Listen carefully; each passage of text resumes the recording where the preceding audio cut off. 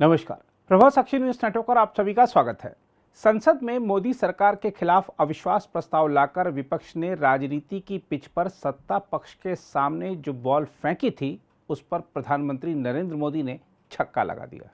वैसे आंकड़ों के लिहाज से यह पहले से तय था कि विपक्ष के अविश्वास प्रस्ताव से सरकार को कोई खतरा नहीं है।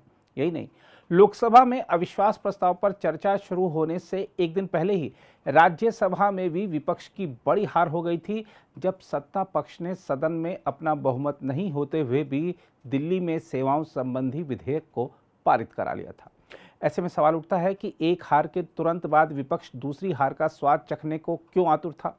देखा जाए तो इस प्रश्न का जवाब प्रधानमंत्री नरेंद्र मोदी के एक पुराने बयान से मिल जाता है। प्रधानमंत्री ने संसद में पिछले अविश्वास प्रस्ताव के समय कहा था कि कांग्रेस ने इस संवैधानिक प्रावधान का सर्वाधिक बार दुरुपयोग किया है।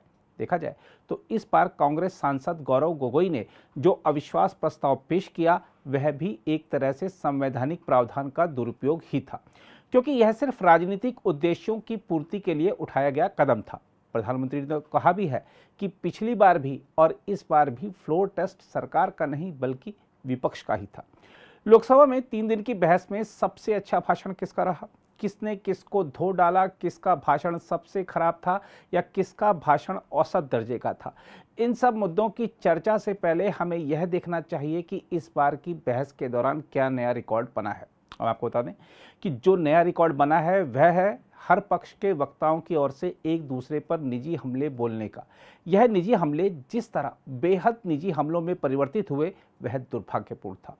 5 साल पहले लोकसभा में अविश्वास प्रस्ताव के दौरान आंख मारने की घटना हुई थी, तो इस बार फ्लाइंग किस का किस्सा भी सामने आया।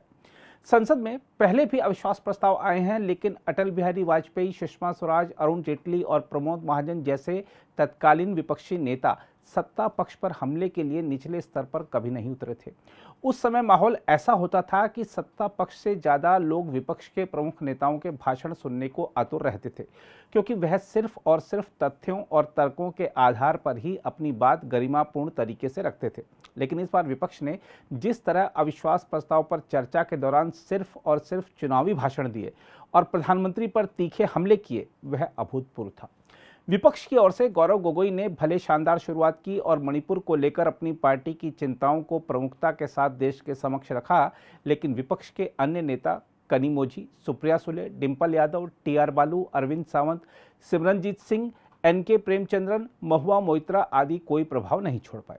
इसके अलावा विपक्ष की ओर से अधीर रंजन चौधरी, राहुल गांधी और मनीष तिवारी के भाषणों में तर्कों और अनुभव की झलक थी, लेकिन अधीर रंजन और राहुल गांधी ने कई विवादित बातें कहकर सत्ता पक्ष को और हमलावर होने का मौका दे दिया। इसके साथ ही जदयू के राजीव रंजन सिंह हो, शिरोमणि अकाली दल बादल की हरसिमरत कौर बादल हों, एआईएमआईएम के असदुद्दीन ओवैसी हों, बीजेडी के पिनाकी मिश्रा हों, नेशनल कॉन्फ्रेंस के फारूक अब्दुल्ला हों, निर्दलीय नवनीत राणा हों, लोजपा रामविलास के चिराग पासवान हों, आरएलपी के हनुमान बेनीवाल हों या वाईएसआर कांग्रेस के पीवी मिथुन रेड्डी हों, इन सबका भाषण भी स्थानीय राजनीति और आगामी चुनाव को ध्यान में रखकर दिया गया। दूसरी ओर सत्ता पक्ष के नेताओं के भाषणों को देखें तो इसमें कोई दो राय नहीं है कि प्रधानमंत्री नरेंद्र मोदी हर पक्ष पर भारी पड़े। अपने सार गर्भित संबोधन के जरिए उन्होंने देश को हर सवाल का जवाब दिया और अपनी पार्टी को आगामी चुनाव में जीत के लिए भी तैयार कर दिया। प्रधानमंत्री के बाद गृहमंत्री अमित शाह के भाषण को रखा जा सकता है। उन्होंने सिर्फ मणिपुर ही नहीं बल्कि देश से जुड़े हर मुद्दे का तर्कपूर्ण जवाब दिया और विपक्ष की ओर से फैलाई जा रही भ्रांतियों को भी दूर किया। केंद्रीय मंत्री किरेन रिजिजू का संबोधन भी काफी व्यापक रहा। एक तो वह उसी पूर्वोत्तर से आते हैं जहां मणिपुर स्थित है, दूसरा वह अल्पसंख्यक समुदाय से भी हैं। विपक्ष केंद्र सरकार पर अल्पसंख्यकों के प्रति सत्तारूढ़ दल के रुख और सरकार की पूर्वोत्तर नीति को लेकर निशाना साधता है, इसलिए रिजिजू का संबोधन काफी महत्वपूर्ण रहा। इसके अलावा केंद्रीय वित्त मंत्री निर्मला सीतारमण ने भी सरकार की आर्थिक नीतियों और उसके प्रभाव को लेकर विस्तृत रूप से अपना पक्ष रखा। अन्य मंत्रियों में स्मृति ईरानी का संबोधन राजनीतिक भाषण की दृष्टि से काफी प्रभावी रहा। ज्योतिरादित्य सिंधिया भी अच्छा बोले, लेकिन वह अपनी पूर्व पार्टी कांग्रेस पर ही ज्यादा निशाना साधते दिखे। नारायण राणे और साध्वी निरंजन ज्योति जैसे मंत्री कोई प्रभाव नहीं छोड़ पाए। राज्यवर्धन सिंह राठौड़, निशिकांत दुबे जैसे सत्तारूढ़ पक्ष के वक्ता औसत ही रहे। शिवसेना शिंदे गुट से श्रीकांत शिंदे का संबोधन शानदार रहा। उन्होंने दर्शा दिया है कि वह उद्धव गुट के उत्तराधिकारी आदित्य ठाकरे के मुकाबले ज्यादा प्रभावी वक्ता हैं। 3 दिनों तक चली इस बहस का निचोड़ देखेंगे तो यही सामने आता है कि सभी नेताओं ने अपने अपने राजनीतिक हित साधे। राहुल गांधी की लोकसभा सदस्यता बहाल होने के बाद कांग्रेस ने उनका भाषण करा के अपने कार्यकर्ताओं में उत्साह का संचार किया।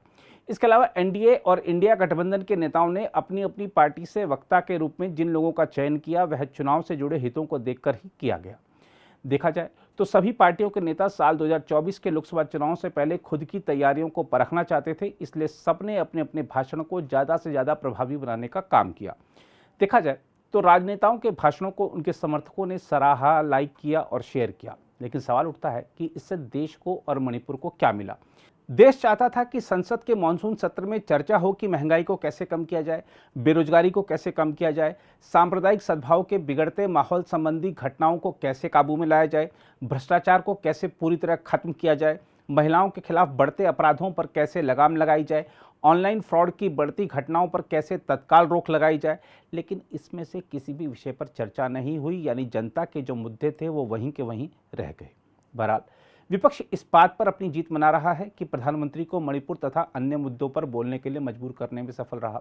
सरकार इस बात पर अपनी जीत मना रही है कि विपक्ष का अविश्वास प्रस्ताव गिर गया, यानी दोनों पक्ष अलग अलग तरह से अपनी अपनी जीत के दावे कर रहे हैं। लेकिन इस सारे शोर में हार तो संसदीय प्रणाली की हुई है, क्योंकि विपक्ष ने संसद के मानसून सत्र का अधिकांश समय हंगामा करके बर्बाद कर दिया, जिससे जनहित के मुद्दे नहीं उठ पाए।